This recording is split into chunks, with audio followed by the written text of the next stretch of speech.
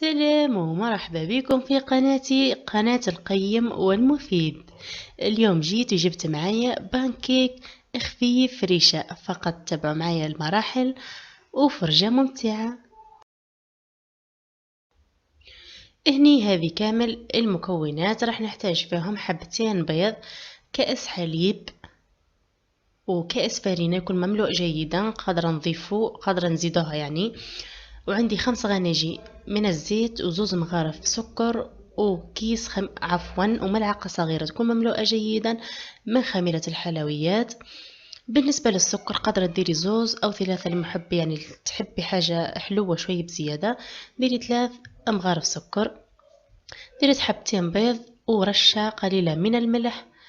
راح نخفقها بهذه الطريقة، يعني نخلطها مليح ونضيف 2 مغارف تاع سكر.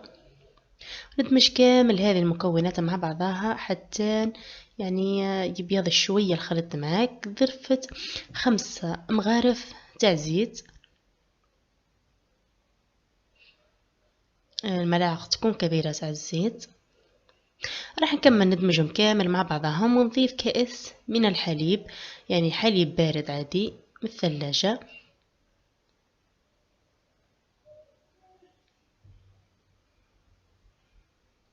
هني نضيف كأس تاع فرينة يكون مملوء جيدا تاع فرينة. الفرينة هني على حسب، كاين اللي تشرب وكاين لا، ديما نقول لكم فيها. يعني انا درت كأس مملوء جيدا من الفرينة، قادرة نضيف ملعقة او 2. راح ندمج كامل هذيك المكونات مع راني درت ملعقة صغيرة كانت مملوءة جيدا من خميرة الحلويات. راح ندمجهم كامل كما راكم تشوفوا.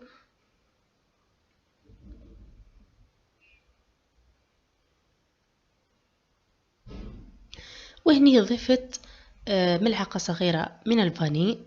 كنت نسيتها، نورمالمون تجي هي الأولى مع المكونات، لكن أنا نسيتها ضفتها هنا في الأخير. وضفت ملعقة من الفرينة، يعني ما كفانيش هذاك الكاس اللي كان مملوء، ضفت ملعقة من الفرينة. كملت دمجتهم كامل مع بعضها. هذا القوام اللي نتحصل عليه كما راكم تشوفوا يجي خفيف شوية، يعني مش خفيف ياسر ومش ثقيل، خفيف شوي. شوفوا راح نوريها لكم. هذا القوام اللي تحب البانكيك تاعها يكون شوية ثقيل، تزيد ملعقة أخرى تكون مملوءة جيدا من الفرينة، يعني يكون قوام الخليط أثقل شوي من هذا. هنا نروحوا لمرحلة الطهي. جبت مقلة هنا، يعني المقلة تاعي أنا ما تلصقش، درت مغرف صغير كما راكم تشوفوا. صبتها بهذه الطريقة ومشيت حاجة قليلة فقط. بالنسبة للنار تكون أقل شوي من المتوسط، يعني مش ما يتحرقش وما يبقاش ينيم الداخل. ديري شوي أقل من المتوسط وحطيه بهذه الطريقة. هني في المرحلة هذه تحسيها دارت فقاعات صغيرة من فوق، نقلبوها.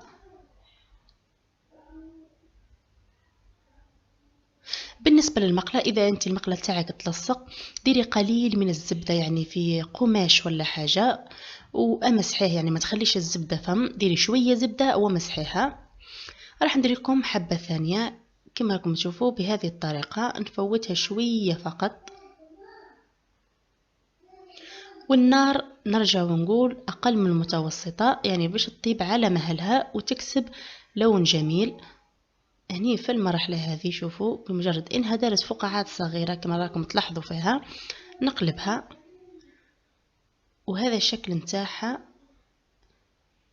يعني من الوجه. وهنا نجيب هنا براس المغرف فقط او سباتورا ونفوت حاجة قليلة، يعني ما نضغطش ياسر، نضغط بالقليل فقط، يعني باش تكسب من الظهر تاعها او من الجزء الثاني تكسب لون خفيف. هذه كامل الحبات نتاعي كنت كملتهم. شوفوا كيفاش جو هايلين، يعني اللون تاعهم كسبوا اللون ذهبي رائع.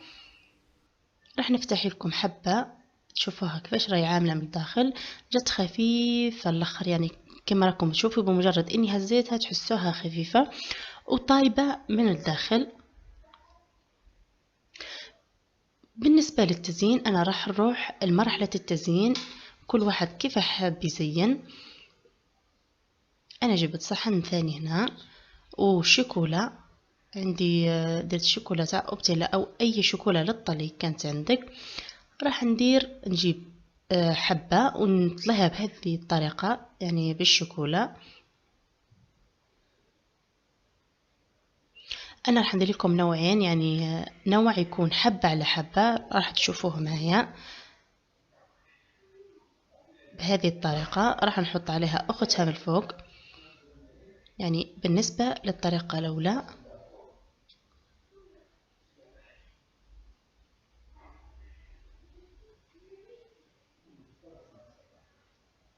أما بالنسبة للطريقة الثانية راح نجيب حبة وندهنها بالشوكولا بهذه الطريقة،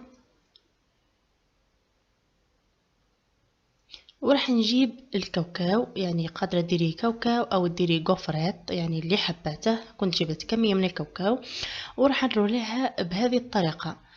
بالنسبة انتي يعني أنا استعملت شوكولا، انتي قادرة ديري كونفيتير أو قادرة ديري عسل عادي، كذلك راح يعطوك طعم رائع. أنا راح نكملهم كامل بهذه الطريقة ونتلاقوا في صحن التقديم.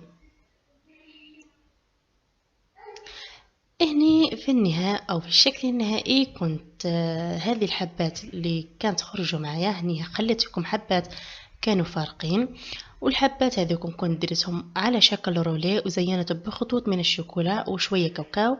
والشكل الثاني كانت كل حبة على حبة، كذلك درت لها تزيين خفيف والتزيين دائما يبقى اختياري. ما تنسوش تجربوه أكيد راح يعجبكم. ما بقى لي غير نقول لكم في الأخير سلام وشهية طيبة.